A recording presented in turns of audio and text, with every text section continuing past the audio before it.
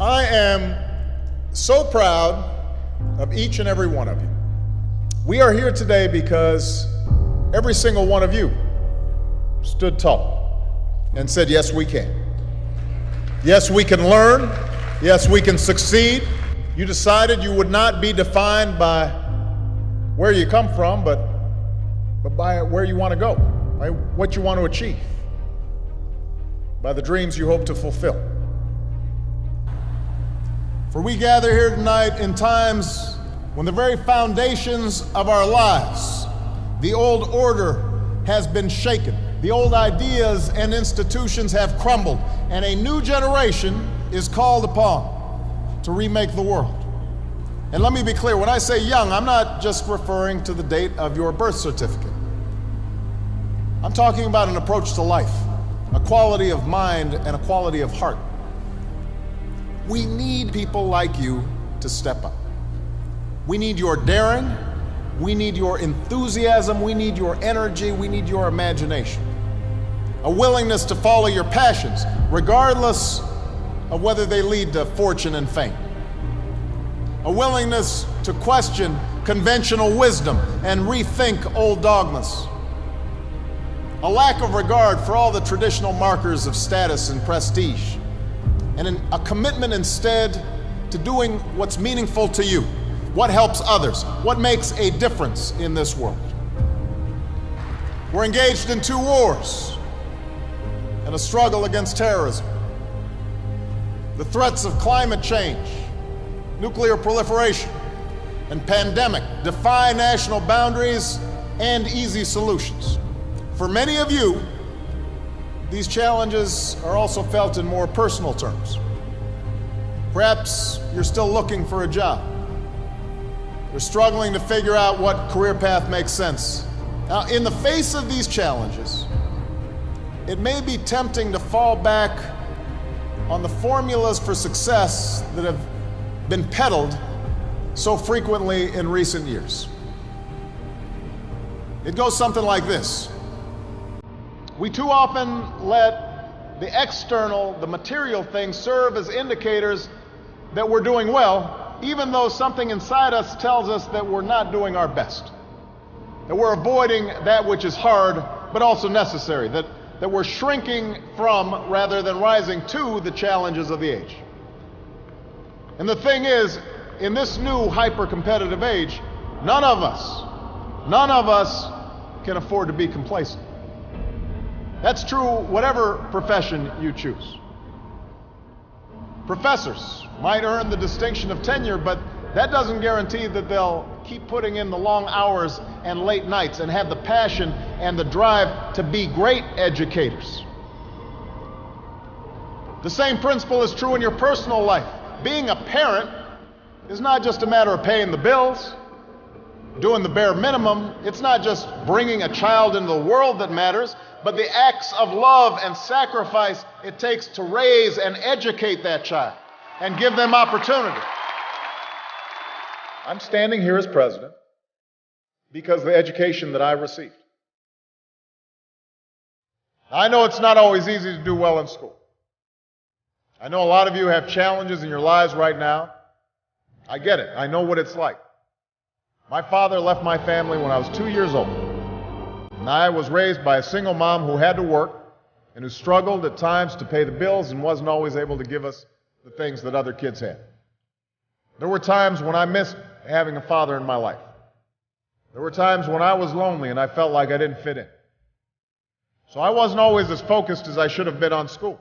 And I did some things that I'm not proud of. And I got in more trouble than I should have. And my life could have easily taken a turn for the worse.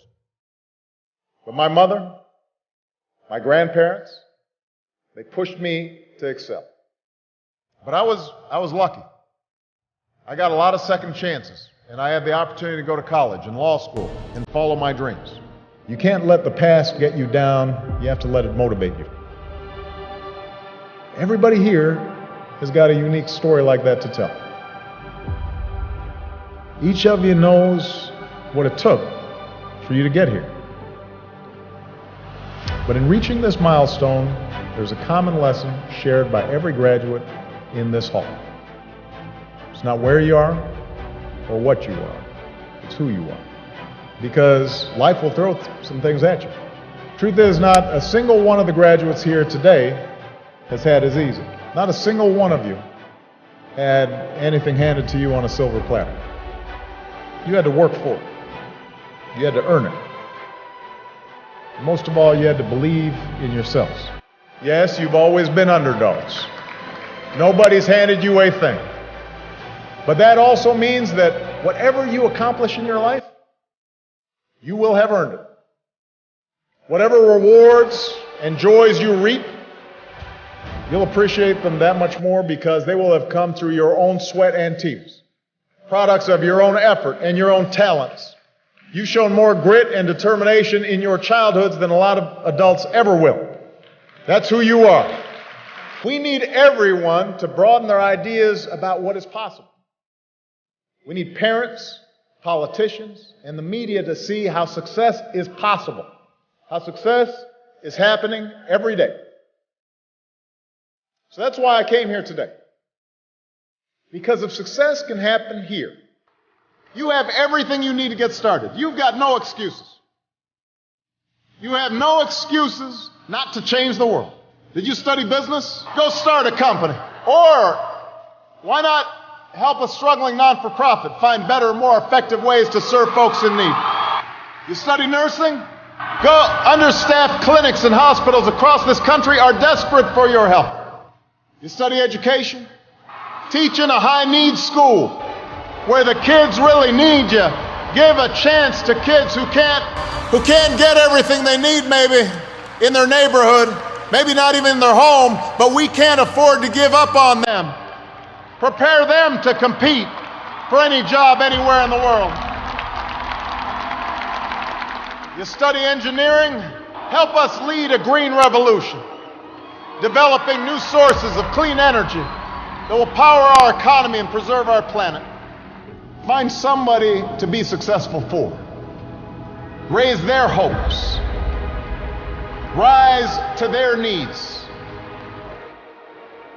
That's what's made a difference in our lives, and it's going to make an even greater difference in your lives. Not just for your own success, because we live in a new world now. The hard road does not end here. Your journey has just begun. It won't protect you against every setback or challenge or mistake. You'll make some, I promise. You're going to have to keep working hard. You're going to have to keep pushing yourselves. And you'll find yourself sometime in situations where folks have had an easier time. They're a little bit ahead of you. You're going to have to work harder than they are. And you may be frustrated by that. You may have setbacks and you may have failures, but you're not done. You're not even getting started. And if you ever forget that, just look to history. Colonel Sanders didn't open up his first Kentucky Fried Chicken until he was in his 60s. Winston Churchill was dismissed as little more than a has-been who enjoyed scotch a little bit too much before he took over as Prime Minister and saw Great Britain through its finest hour. When you read a great story or you learn about an important moment in history, it helps you imagine what it would be like to walk in somebody else's shoes, to know their struggles. Each of them, at one point in their life, didn't have any title or much status to speak of, but they had passion, a commitment to following that passion wherever it would lead, and to working hard every step along the way. But if you do push yourselves, if you build on what you've already accomplished here, then I couldn't be more confident about your futures. I'm hopeful and I'm excited about what all of you can achieve. And I know that armed with the skills and experience and the love that you've gained, you're ready to make your mark on the world. So thank you. Thanks for inspiring me. I know starting your careers in troubled times is a challenge, but it is also a privilege. Because it's moments like these that force us to try harder and dig deeper and to discover gifts we never knew we had, to find the greatness that lies within each of us. So don't ever shy away from that endeavor. I can promise that you will be the better for that continued effort. Congratulations. God bless you.